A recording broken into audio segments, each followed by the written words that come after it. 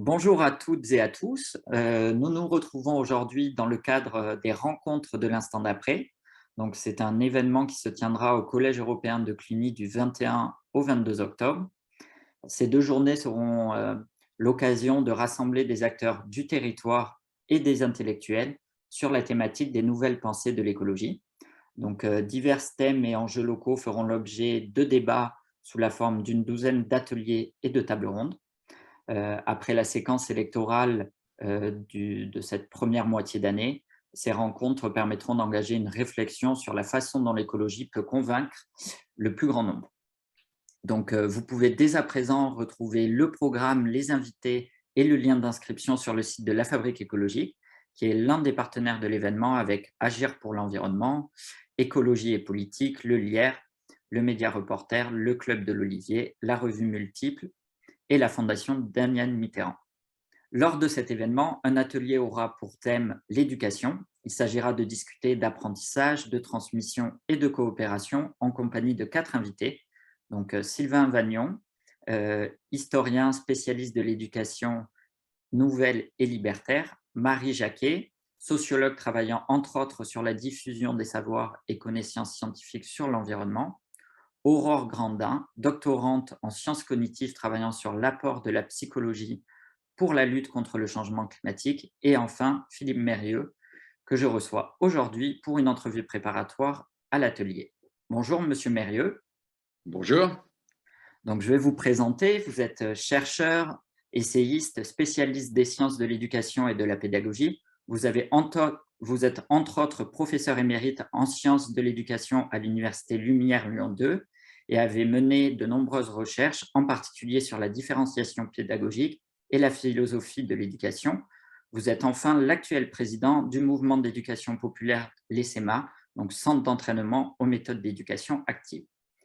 Donc, notre rencontre va être l'occasion de vous poser quelques questions en lien avec l'atelier qui aura lieu.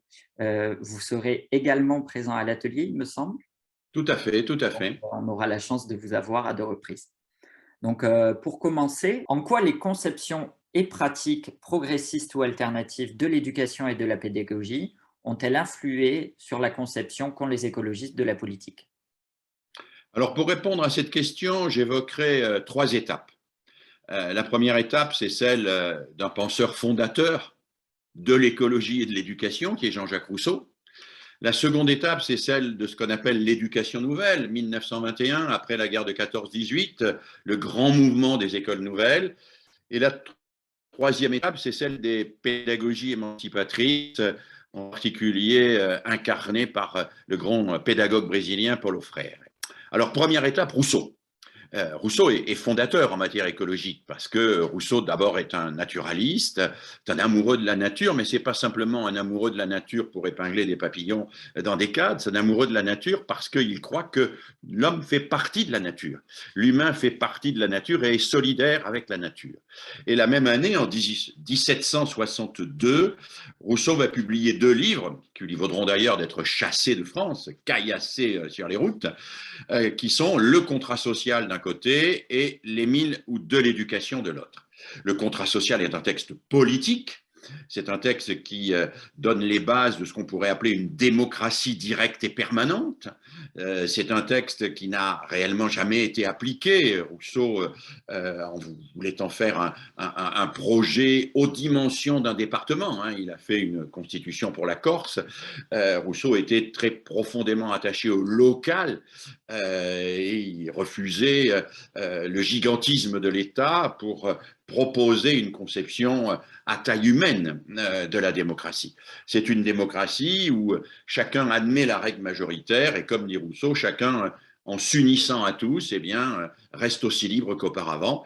Dans la démocratie rousseauiste, le pouvoir exécutif peut être à chaque instant destitué par le peuple. Destitué par le peuple. Nous n'avons en fait qu'une application dans le droit français de la théorie rousseauiste. On en parle assez rarement, mais c'est une très belle application. C'est la loi de 1901. C'est les associations.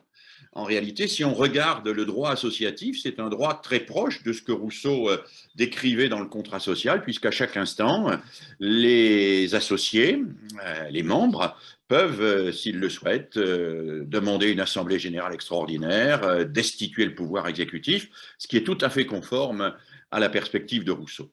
Mais pour Rousseau, pour qu'il y ait cette démocratie directe implantée dans le local, il faut qu'il y ait une éducation.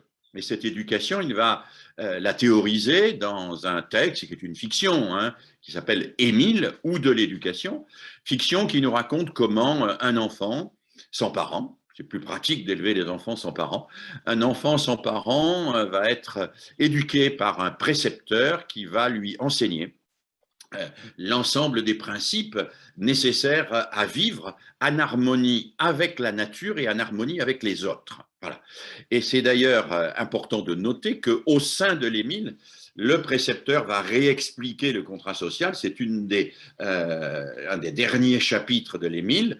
La démocratie telle que Rousseau veut la fonder nécessite une éducation particulière. Alors cette éducation particulière, c'est laquelle?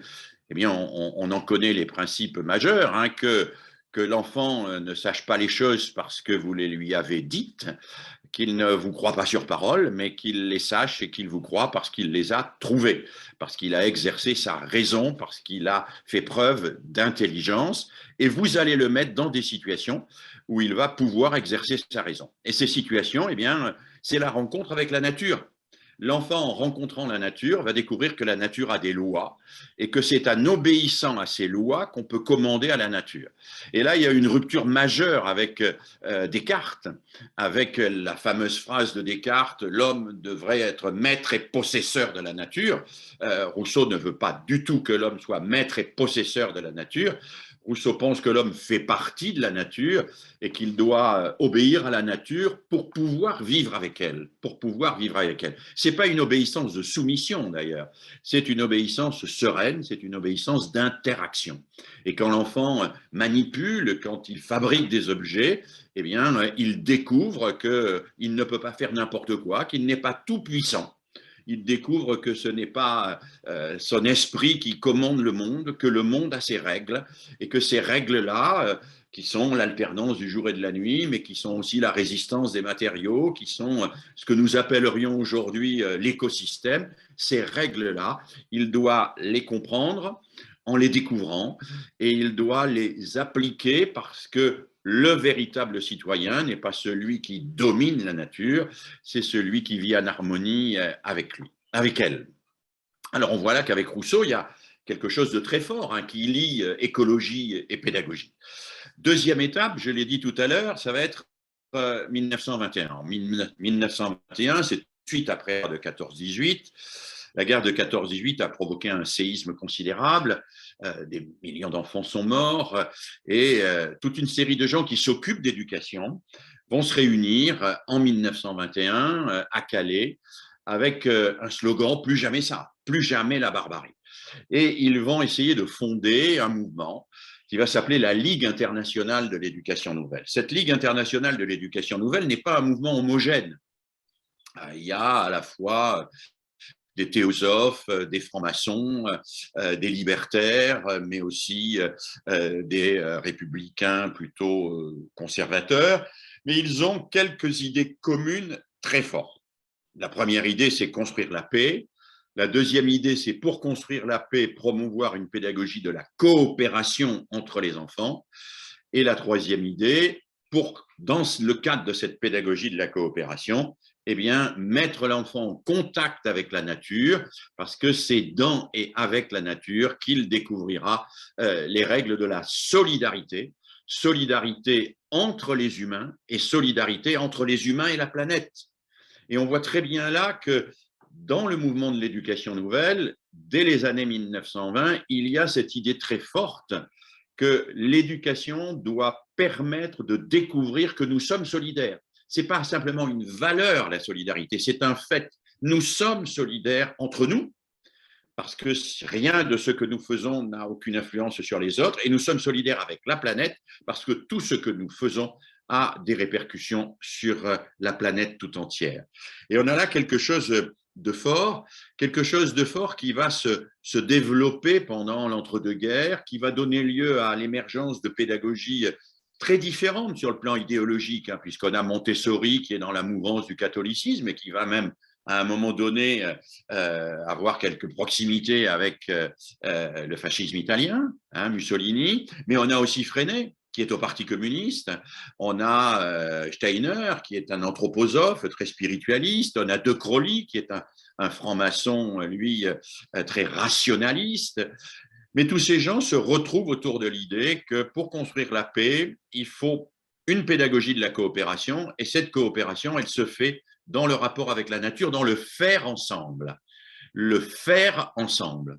Et je pense qu'il y a là une idée très forte qui est au cœur de l'éducation nouvelle et qui travaille l'écologie, c'est que le faire ensemble fonde le vivre ensemble. Hein, on nous parle beaucoup du vivre ensemble, mais on peut vivre ensemble lobotomisé sous la coupe d'un gourou charismatique, hein, ou on peut vivre ensemble chacun derrière son écran juxtaposé dans l'indifférence générale. Non, le mouvement de l'éducation nouvelle dit c'est à travers le faire ensemble que se construit le vivre ensemble. Et le mouvement de l'éducation nouvelle va irriguer tout le mouvement coopératif, tout le mouvement autogestionnaire, va irriguer toute l'éducation populaire qui va se mettre en place et donner lieu au Front populaire. Et on voit bien que là, il y a des idées fortes qui vont être reprises, retravaillées par le mouvement écologiste. Et puis la troisième étape, celle qui apparaît un peu plus tard, après la Deuxième Guerre mondiale et à la fin du XXe siècle, c'est celle de ce qu'on pourrait appeler les pédagogies émancipatrices. Non pas que les précédentes ne le soient pas, mais parce que là, l'émancipation est placée en premier. Et un de ceux qui a le mieux exprimé cette pédagogie, c'est Paulo Freire. Et Paulo Freire qui s'est occupé des paysans brésiliens, qui a mis en place une méthode d'alphabétisation pour les paysans brésiliens. Paulo Freire qui disait, et c'est important, c'est une phrase très connue, mais qu'il faut rappeler, nul n'éduque personne, nul ne s'éduque tout seul, les humains s'éduquent entre eux par l'intermédiaire du monde. Nul n'éduque personne, nul ne s'éduque tout seul, les humains s'éduquent entre eux par l'intermédiaire du monde, par l'intermédiaire du monde, de la planète, de la nature. Et c'est ce monde-là qui nous réunit, et c'est autour de ce monde que nous devons nous éduquer ensemble, grandir ensemble et nous émanciper. Alors, l'émancipation, c'est un point très fort et qui va être un point très fort chez les écologistes et qui va donner lieu à de grandes batailles. Le féminisme en fait partie, mais la lutte contre toutes les formes de colonialisme en fait partie. Et les pédagogies émancipatrices insistent sur un point qui est cher aux écologistes, c'est que l'émancipation, ça n'est pas la possibilité de donner à quelques dominés le statut de dominant, c'est la lutte contre toutes les formes de domination. Dans l'idéologie libérale, on croit que l'émancipation, c'est le fait que quelques dominés vont pouvoir devenir dominants à leur tour. Hein, alors, on crée des filières pour ça, on appelle ça l'ascenseur social. Il y a quelques dominés à qui on donne la possibilité de devenir des dominants. Non, non, Paulo Freire et la pédagogie émancipatrice, tous ceux qui travaillent autour de ça, disent ce qui est fondateur de la pédagogie, c'est de lutter contre tous les rapports de domination. De lutter contre tous les rapports de domination, et c'est ça l'émancipation. Et je pense que cette idée qu'il faut lutter contre tous les rapports de domination, domination de l'homme sur la nature, domination de l'homme sur la femme, domination de l'occidental sur les pays du Sud, etc. Mais domination aussi dans les groupes humains, domination de celui qui prétend penser à la place des autres, détenir le pouvoir, lutter contre toutes les formes de domination, c'est l'idée forte des pédagogies émancipatrices et c'est une idée extrêmement forte au sein du mouvement écologiste. Donc vous voyez, qu'on prenne Rousseau, qu'on prenne l'éducation nouvelle, qu'on prenne les pédagogies émancipatrices, on voit qu'il y a une proximité très grande et que le mouvement écologique s'est nourri de toute une série de travaux éducatifs et pédagogiques qu'il y a donc encore à travailler pour rapprocher ces deux sensibilités. Justement, sur le mouvement écologiste, peut-on ou non parler d'une pensée spécifique de l'écologie en matière d'éducation? Et quelles en seraient les caractéristiques? Alors c'est compliqué parce que l'écologie elle-même n'est pas stabilisée en France comme une doctrine unifiée au sein de laquelle tout le monde serait d'accord sur tout, hein, et en particulier sur les questions éducatives. Mais si on prend ce qu'on va appeler la pensée dominante en matière écologique, pas dominante en termes de domination, mais dominante, la pensée principale, on peut dire que oui, la doctrine, ce serait la solidarité. Hein, double solidarité, comme on le disait tout à l'heure, solidarité entre les humains et avec la planète. Solidarité qui se manifeste à travers une pédagogie de la coopération d'une part, la coopération plutôt que la concurrence. C'est la coopération et non pas la concurrence qui est le réel progrès entre les humains. Donc on ne fait pas progresser la société et les humains en les mettant en concurrence. Hein. Et puis une pédagogie de la relation au monde. Hein, qui est une relation au monde réel, au monde concret, au monde vivant, et pas à un monde abstrait, à un monde complètement dogmatique que l'on ne découvrirait qu'à travers les livres. Voilà. Donc les deux idées fortes, ce sont celles-là. Une pédagogie de la coopération et une pédagogie de la relation au monde, de la relation au vivant, une pédagogie du faire. Et on retrouve cette idée fondamentale du faire ensemble. Alors maintenant, on trouve des différences aussi au sein du mouvement écologique. Il y en a une très forte aujourd'hui, hein, qui est assez clivante d'ailleurs. C'est la différence entre les écologistes qui estiment que l'éducation nationale en tant que service public est un système à bout de souffle et qui vont créer des écoles alternatives où on va réellement mettre les enfants en contact avec la nature, où on va leur faire faire de la coopération, etc., etc. Et puis ceux qui pensent que l'éducation nationale et l'éducation, c'est un bien commun, que les écoles alternatives participent de la concurrence au sein du système et détruisent le service public, et qu'il faut faire progresser le service public plutôt que de créer des écoles alternatives. Mais on voit bien que là-dessus, il n'y a pas accord. Hein. On a de nombreux écologistes, qu'ils soient encartés ou pas d'ailleurs, qui promeuvent des écoles alternatives, c'est-à-dire des enclaves où on pratique une éducation écologique libérée des contraintes de l'éducation nationale. Et d'autres qui disent non, nous ne voulons pas cela, c'est de l'entre-soi pour privilégier. Nous voulons faire progresser le système scolaire, introduire dans le système scolaire les priorités que sont l'écologie. Et à cet égard, on peut noter que c'est une question d'actualité. Dans le décret qui définit les missions du nouveau ministre de l'Éducation nationale, il est question de l'éducation artistique, il est question de l'éducation culturelle, il est question de l'éducation physique, mais hélas, il n'est pas question de l'éducation à l'écologie, ni même de l'éducation à l'environnement et au développement durable, la vieille terminologie des années 2000, que pour ma part je trouve obsolète, qui, si elle était présente, aurait au moins signifié une préoccupation dans ce sens. Donc là, il y a un clivage. Il y a un clivage sur la stratégie. Hein, quelle système d'éducation choisir, soit on reste dans un système service public bien commun, soit parce qu'on estime que ce service public n'est pas à la hauteur, eh bien on va créer des enclaves alternatives où on va pouvoir mettre en place cette pédagogie de l'écologie. C'est effectivement un clivage qu'on retrouve dans de nombreuses thématiques en rapport avec l'écologie. Et après, y a-t-il des apports spécifiques et contemporains des sciences de l'éducation sur lesquels les écologistes devraient s'appuyer pour s'adresser au plus grand nombre et pour convaincre? Alors peut-être on pourrait dire que l'apport majeur à la fois des sciences de l'éducation, mais plus fondamentalement de la réflexion pédagogique, c'est qu'il ne sert à rien de faire des leçons. Voilà.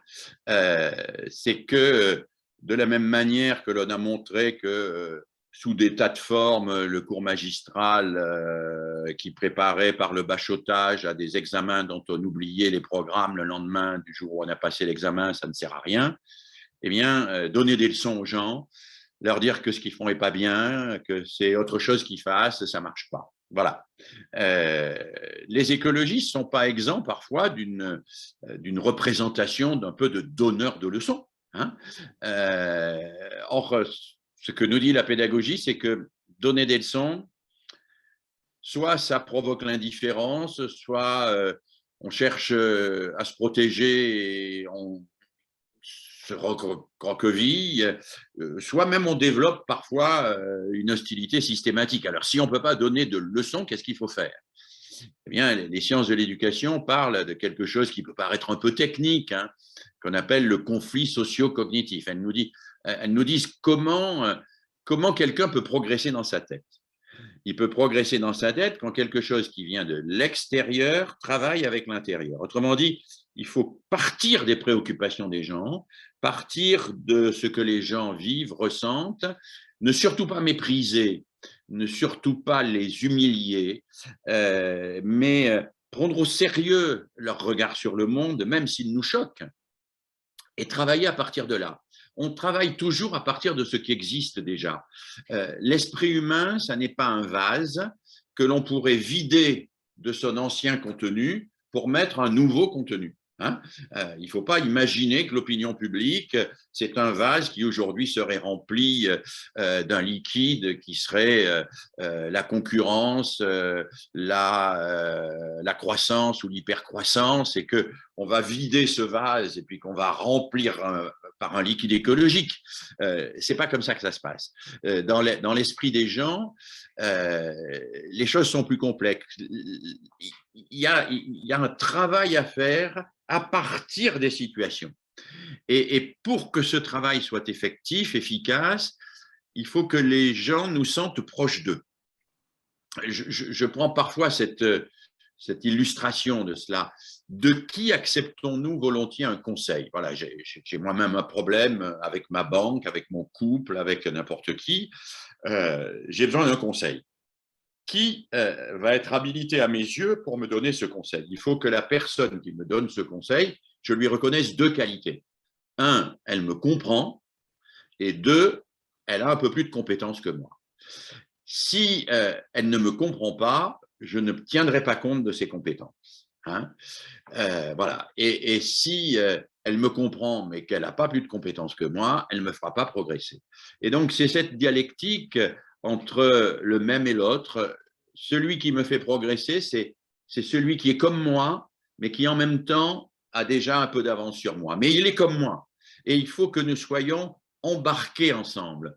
Donc, sortir d'une posture qui est une posture parfois de surplomb, pour être dans une posture de coude à coude. Oui, nous aussi, on a des problèmes. Et on va travailler avec vous, et on va travailler ensemble. Et je pense que si on réfléchissait à ça, beaucoup d'écologistes ont réfléchi à ça, beaucoup de choses se font dans ce sens-là sur le terrain. Mais au plan politique, si on réfléchissait à ça, je pense que, en particulier en dehors des moments de campagne électorale où la rhétorique l'emporte sur l'argumentaire, mais si on réfléchissait à ça, on aurait peut-être plus de chances d'être entendus par un plus grand nombre. Voilà.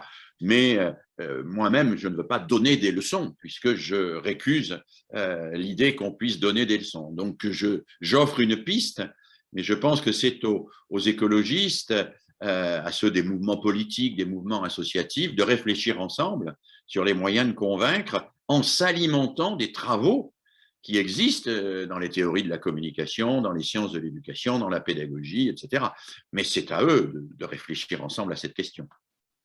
Très bien. Et pour conclure cette discussion, souhaitez-vous transmettre un message particulier aux participantes et participants de ce futur atelier? Peut-être au-delà des participantes et participants de cet atelier, moi je souhaiterais transmettre un message aux écologistes. En leur disant, vous avez trop négligé les questions d'éducation. Vous les avez trop négligées. Alors, je ne dis pas ça parce que moi-même, je m'y suis beaucoup intéressé. Je dis ça parce que je ne crois pas qu'on puisse promouvoir une société à la hauteur des ambitions de l'écologie sans des changements radicaux en éducation. Je ne le crois pas. Je ne le crois pas. Je pense que, disons les choses comme ça. Aujourd'hui, nos enfants de 3, 5, 10, 14 ans, où est-ce qu'ils trouvent leur plaisir? Eh bien, la publicité leur dit, tu trouveras ton plaisir dans la consommation. Tu trouveras ton plaisir dans le fait d'acheter le dernier jeu électronique, la dernière paire de baskets à la mode, etc. Si nous ne sommes pas capables, par l'éducation, de dire à nos enfants, il y a plus de plaisir à partager l'inépuisable qu'à se battre pour consommer les dernières miettes de l'épuisable, si nous ne sommes pas capables de dire ça à nos enfants, eh bien, on pourra changer les systèmes de production, ils continueront à se battre pour consommer les derniers barils de pétrole. Pourquoi l'éducation est fondatrice dans l'écologie? C'est parce qu'une société écologique est une société où les humains trouveront du plaisir à partager ce qui ne s'épuise pas. Qu'est-ce qui ne s'épuise pas? La culture, le fait de faire la fête ensemble, la réflexion, toute une série de choses qui, la culture, c'est formidable parce que quand je m'approprie la culture, je ne le prends à personne d'autre, mais parce que je l'ai, je peux le donner. C'est l'inverse d'un gâteau. Dans un gâteau, c'est comme le pétrole qu'il y a sur la Terre, hein. Plus j'en mange, moins il en reste. On est bien d'accord.